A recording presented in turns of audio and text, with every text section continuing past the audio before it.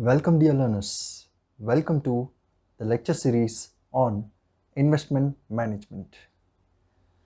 Dear learners, in the last session, we have understood the basics of debenture. Now, today, we'll try to understand some basic concepts which are required to understand the bond valuation. Before we do so, let us understand what we will be studying under bond valuation or under unit number 2, that is fixed income securities analysis and valuation. See, under second unit we will be mainly discussing three things. The first one is bond pricing or valuation of bond. The second concept we will be discussing is bond yield, and the third and the final concept is bond duration. These are the three broad concepts we will be discussing under unit number 2. So before we do so, for the purpose of bond valuation, the following terms must be clarified. So we will be understanding some basic terms of bond valuation. The first basic term is the face value. The face value is the nominal value of the bond. It is the denomination or the value inscribed on the face of the bond. See, whenever the company issues a bond, the bond has got some value inscribed on the face. That means the bond has got a value printed on it. So that value is called your face value. The second term is coupon rate. So coupon rate is, see, as when the company issues a bond, we know that it has got a face value. But the second thing is it also has got a coupon rate. See, coupon rate is similar to the rate of interest. But in the financial world, or as far as the debentures are concerned, we use a term called coupon rate. Coupon rate is the rate of interest rate, or it is the rate of interest assured by the bond issuer. That means it is the rate which the company agrees to pay to the bond holder at the end of every year. So it is the rate with which it calculates the interest payment which is paid to the bond holder at the end of every year. That is called coupon rate. The second concept is coupon rate, and the third concept is coupon payment. See, coupon payments are the payments made by applying coupon rate on the face value. See, interest, you need to make a note of point here. Interest is always calculated on the face value. Face value is the value that is printed on the bond. So the coupon rate is always calculated on the face value. That means the interest is always calculated on the face value. So if you calculate interest, whatever the resultant figure you pay to the debenture holder, that is called coupon payment. So coupon payments are the payments made by applying, that means by applying the coupon rate on the face value. For example, XYZ company issues a bond worth rupees 100 at 10%. So this 100 rupees is called face value, 10% is called coupon rate, and 10% of 100 rupees, 10% of 100 rupees, that is 10 rupees is called the coupon payment. So we have understood the face value, coupon rate and coupon payment. You need to have a clarity about this basic terms. Now the fourth basic term is issue price. Issue price is the price at which it has been issued in the primary market. See, face value, for example, may be 100.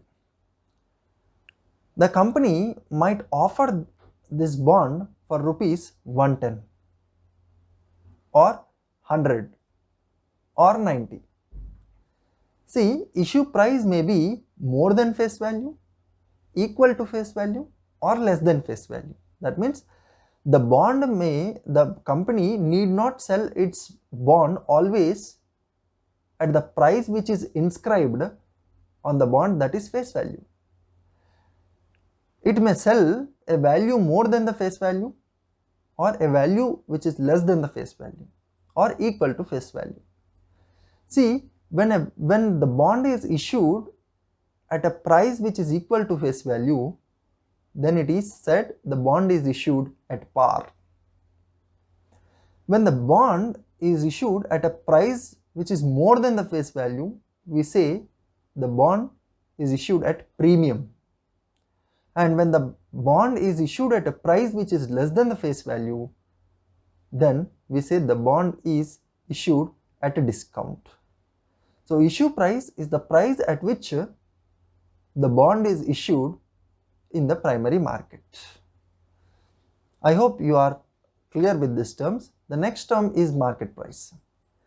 See, market price is the price which is prevailing in the market. That means the current market price by paying which you can get a bond is called your market price. The next basic term is maturity date. See, every bond has got, not all bonds has got a maturity date. See, bonds are many types. For example, irredeemable bonds will not have a maturity date. They are called the perpetual bonds. And we have another class of bonds called redeemable bonds, which are redeemed at a period after a period of time.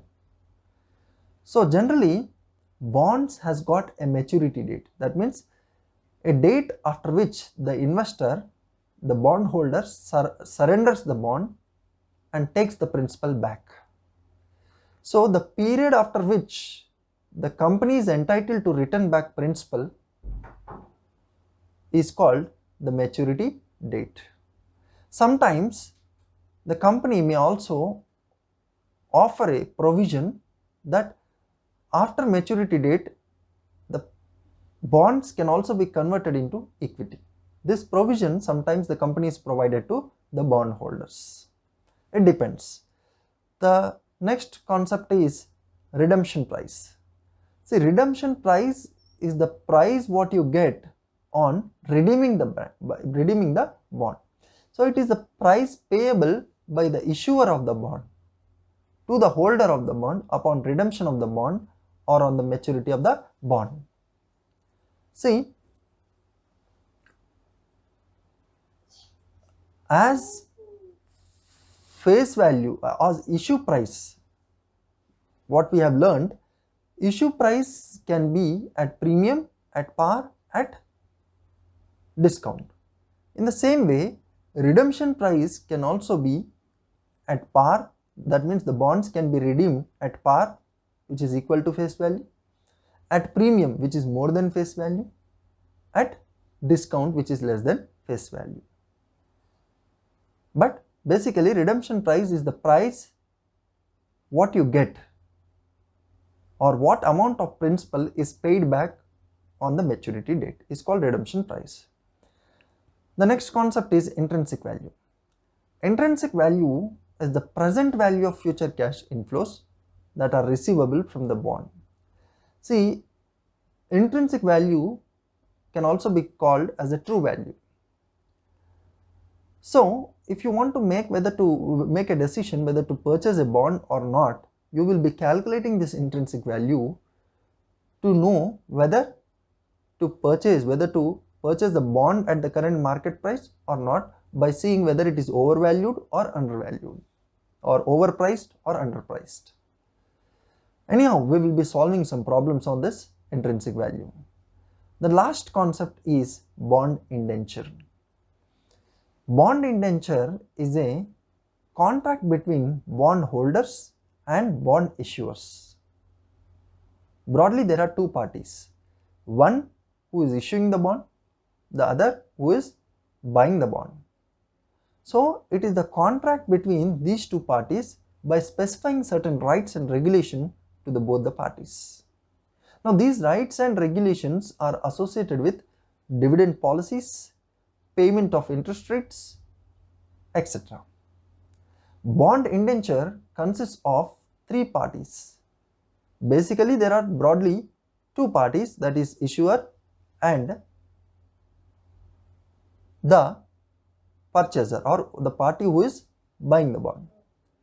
But bond indenture consists of three parties, that is name, bond holders, borrowing company and debenture trustees. That is, bond indenture consists of three parties, namely the bond holders, borrowing company and debenture trustees. So the three parties are: bond holders is the first party, the second party is the borrowing company, the company which borrows the capital using these debentures, and the third party is debenture trustees. So these are some basic concepts what we will be making use in doing problems.